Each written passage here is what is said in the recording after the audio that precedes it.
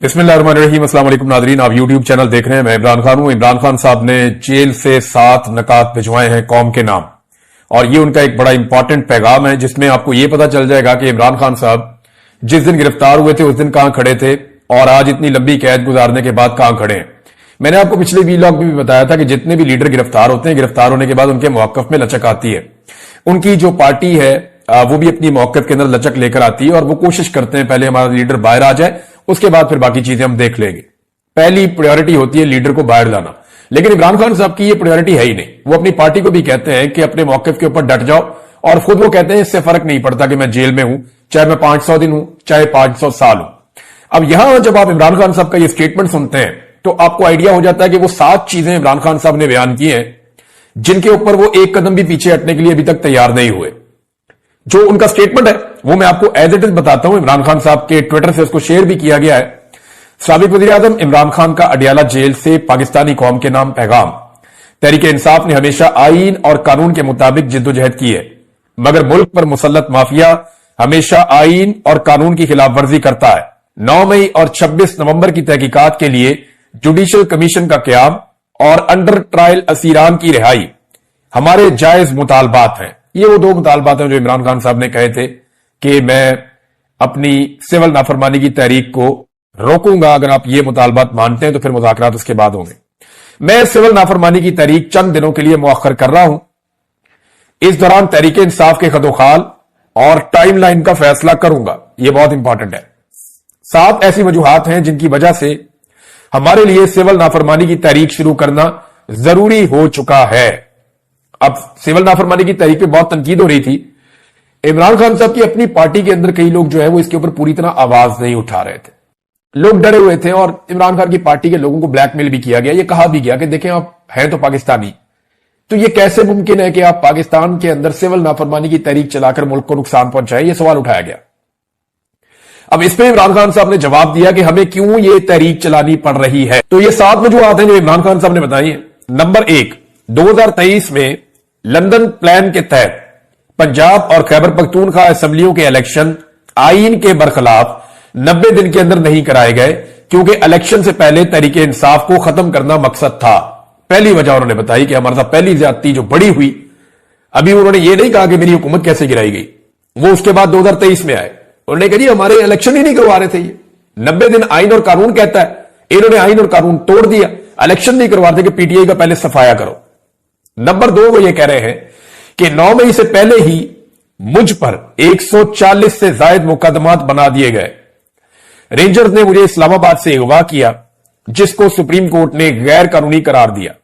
9 मई एक false flag operation था जिसके तहत हमारे लोगों को गिरफ्तार करना मकसद था। 10,000 अफराद को गिरफ्तार करके झूठे मुकदमात में जेलों में डाल दिया गया।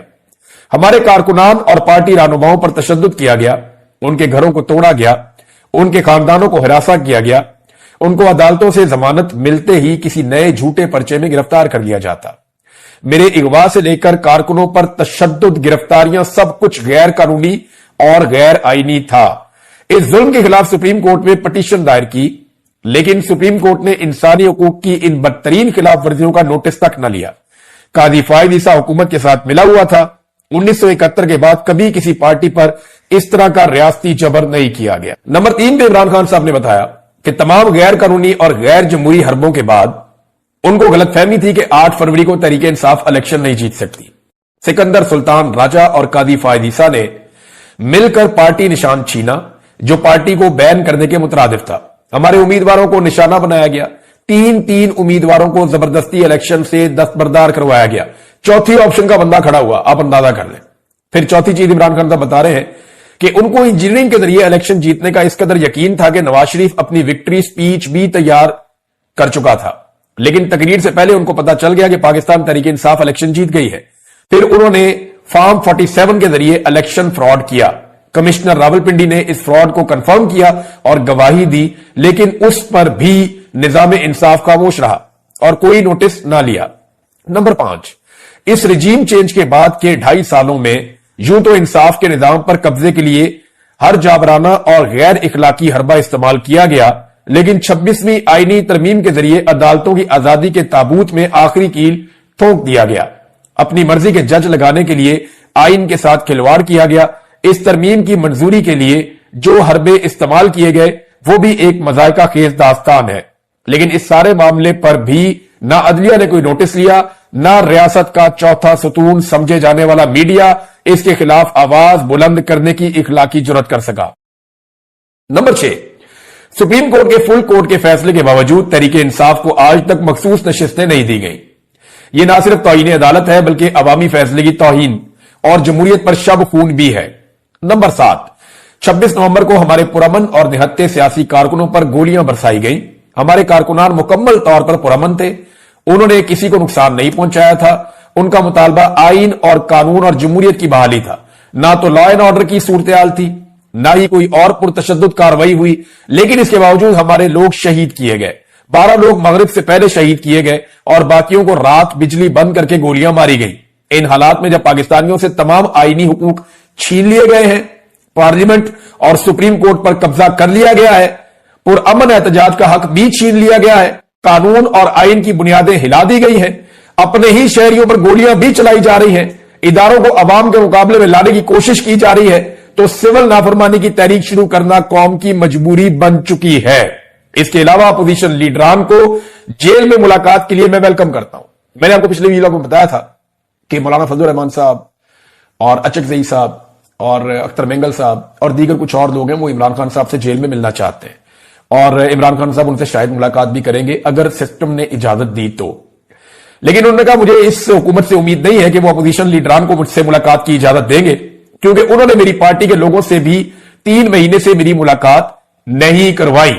ये जनाब इमरान खान साहब का स्टेटमेंट है और उनका बड़ा क्लियर स्टेटमेंट है। बाकी खबरें मैं आपके सामने रखता हूं। नाज़रीन, वाकई सूरत हाल वहां तक पहुंच गई है कि अब इमरान खान साहब की बात माननी पड़ेगी। यानी नजम सेठी साहब हो गए और कुछ और भी सहाफी हैं जो इमरान खान साहब के खिलाफ ज्यादातर वो रिपोर्टिंग करते रहे और उनका बयानिया इमरान खान साहब से मुतसादिम रहा है। यह नजरियाती इख्तलाफ रहा है और यह सबका हक होता है। यानी अगर किसी को इमरान खान साहब के नजरिए से इख्तलाफ है तो वो ये हक इस्तेमाल कर सकता है अपना, और अगर मुझे किसी के नजरिए से इख्तलाफ है तो मैं भी यह हक इस्तेमाल कर सकता हूं अपना।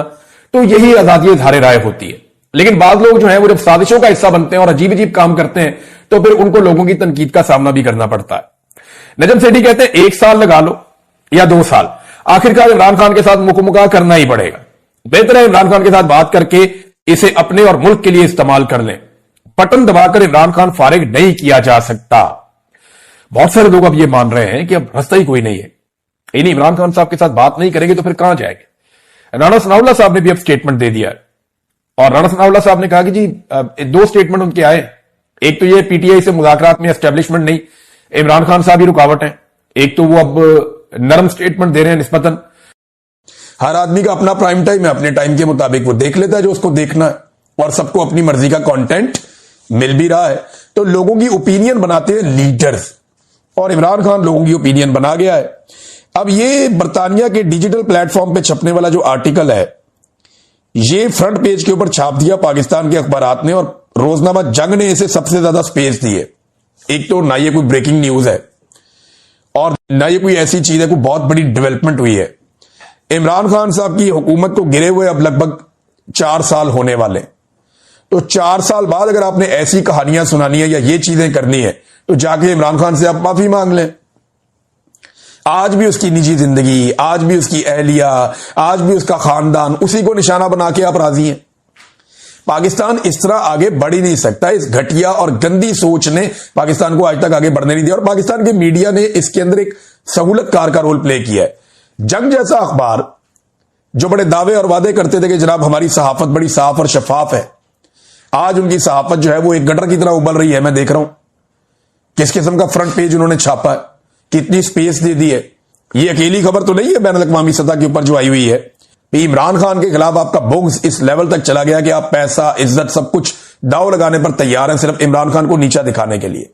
बहुत सारे लोगों के बारे में बहुत सारी चीजें आई, लेकिन इमरान खान के बारे में क्या आया कि सेहूनियत इमरान खान को पसंद नहीं करती। अब सारी जिंदगी इमरान खान पे इल्जामात क्या लगाया जी, यहूदी एजेंट है, सेहूनियों का एजेंट है, ये कहते थे इनको जी, इसराइली एजेंट है, ये भी कहते थे इमरान खान को।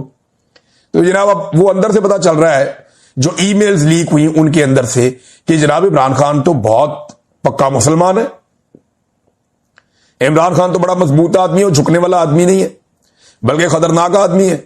तो फिर अब आपको समझ जाना चाहिए ना कि इमरान खान के रिजीम चेंज ऑपरेशन के पीछे जो बुनियादी सोच है वो क्या है। वो तो बाजुआ का एक्सटेंशन वाला मामला था और ये सारी चीजें जुड़ गई आपस में, तो रल मिलकर इन्होंने इमरान खान को रास्ते से हटा दिया।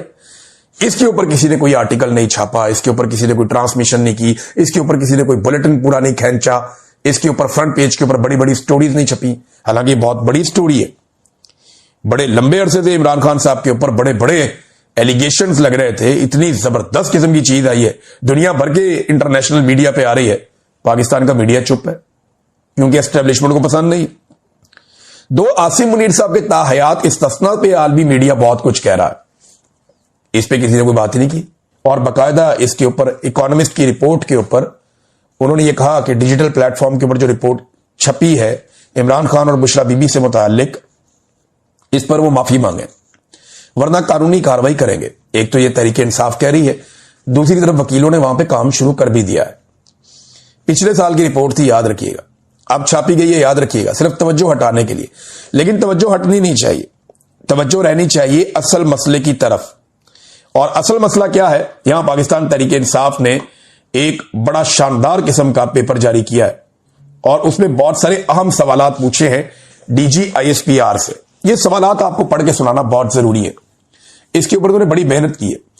देखिए इमरान खान की जो दो बड़ी ताकतें हैं ना, जो इमरान खान साहब को देखें, अल्लाह रब्बुल इज्जत की ताकत सबसे बड़ी है, वही रास्ते निकालता है, वही लोगों के दिलों में आपके लिए मोहब्बत डालता है।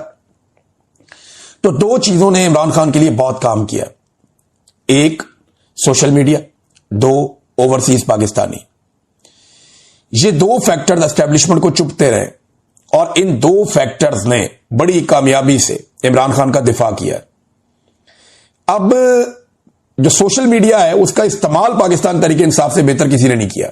ऑफिशियल की मैं बात कर रहा हूं, वो तो सोशल मीडिया में तो हर तरह के लोग आ जाते हैं। पीटीआई इतनी बड़ी जमात बन गई है, सारे लोग इमरान खान को सपोर्ट करते हैं, तो हर तरह के लोग वहां पे हैं। किसी की जुबान अच्छी है, किसी की नहीं अच्छी, किसी की सोच अच्छी है, किसी की नहीं अच्छी, लेकिन वो सारे सपोर्ट कर रहे हैं। लेकिन यहां जो पाकिस्तान तहरीक इंसाफ का ऑफिशियल सोशल मीडिया है, उसने बड़ी जिम्मेदारी का हमेशा सबूत दिया। उन्होंने सवालात जो उठाए वो बड़े चुपते हुए सवाल है, ये मीडिया को उठाने चाहिए थे, लेकिन पाकिस्तान तहरीक इंसाफ का सोशल मीडिया उठा रहा है। सवालात सुने आप। कौम की DGISPR से वजाहत की अपील कि जनाब आए और वजाहत दें। क्या 7 दहाइयों पर मुश्तमिल मुनज़्ज़म तरीन और काबिल इदारे में एक भी ऐसा अहल और काबिल भरोसा अफसर नहीं है जो मौजूदा फील्ड मार्शल आसिम मुनीर का मुतबादिल हो या उनके नातवा कंधों पर मौजूद बेतहाशा जिम्मेदारियों का बोझ बांट सके? यानी एक भी फौजी नहीं मिला, पूरी फौज के अंदर एक भी जर्नैल नहीं मिला जो आसिम मुनीर साहब का बोझ बांट सके या उनकी जगह ले सके। इतना पुराना तगड़ा इदारा है, तो ये क्या किया आपने, ये सवाल उठाया। फिर इसमें आगे ना डिफरेंट कैटेगरीज हैं। एक उन्होंने कहा 2022 में रिटायरमेंट की उम्र गुजरने के बावजूद उन्हें चीफ के ओहदे पर तकर्री दे दी गई। फिर 3 साल मुद्दत मुलाजमत जब उनकी खात्मा हो गया तो आर्मी एक्ट में तरमीम करके उनको 2030 तक यानी 8 साल तक आर्मी चीफ के ओहदे में तौसीह दे दी गई। फिर 2030 तक आर्मी चीफ के ओहदे समेत चीफ ऑफ डिफेंस फोर्सेज यानी तीनों मुसल्लह अफवाज की सरबराही का इजाफी कलमदान भी दे दिया गया। फिर जौहरी असासों की निगरानी जैसी अहम जिम्मेदारी भी उन्हें दे दी गई, वो ताकत भी उनके पास चली गई। फिर स्ट्रेटेजिक फोर्स कमांड के जनरल की तैनाती की जिम्मेदारी भी उनके पास चली गई। फिर ताहयात फील्ड मार्शल का ओहदा और उसके साथ मुराद वो भी उनके पास चली गई और वर्दी का बोझ भी उन पर डाल दिया। फिर मुस्तरद शुदा टोले को इक्तदार की मसनद पर लाकर बिठाने की जिम्मेदारी भी उन पर डाल दी। फिर अदलिया, मुकन्ना और इंतजामिया की बराह रास्त सरपरस्ती भी उन पर डाल दी। फिर दिफाई समेत सिविलियन इदारों की निगरानी की जिम्मेदारी भी उन पर। SIFC के जरिए बैरूनी सरमायाकारी लाकर डूबती मईशत को बचाने की इजाफी वाशी जिम्मेदारी भी उन पर डाल दी गई। नादरीन, सुहेल अफरीदी ने खैबर पख्तूनख्वा में जो उनकी पॉलिसी रहेगी वो बता दी, और ये बहुत इंपॉर्टेंट है, इसको जरा गौर से सुनिएगा वो मामला किस तरफ लेकर जा रहे हैं। उन्होंने कहा कि खैबर पख्तूनख्वा में कोई ऐसी कानून साजी नहीं होगी जिससे किसी को इस्तिस्ना हासिल हो। ऐसा दरवाजा नहीं छोड़ा जाएगा कि वो यहां जुल्म करे और इसका एहतसाब ना हो, यह सुहेल अफरीदी ने कहा। यानी सिंपल यह है कि जो एक इदारों को इस्तिस्ना दिया गया था खैबर पख्तूनख्वा में कि आप अपने ऑपरेशंस कर सकते हैं, وہ action in add civil power کا ایک قانون تھا, اس کے تحت یہاں فوج ایکٹیویٹی کرتی تھی, آپریشنز کرتی تھی. اب وہ انہوں نے اعلان کر دیا ختم کرنے کا. پہلے قرارداد آ گئی, پھر کیبنٹ نے ختم کر دیا. کوئی رہی صحیح کسر ہے, اگر ہوگی تو اسمبلی میں بیٹھیں گے جس دن, وہاں پہ وہ ختم کر دیں گے ووٹنگ کروا کے.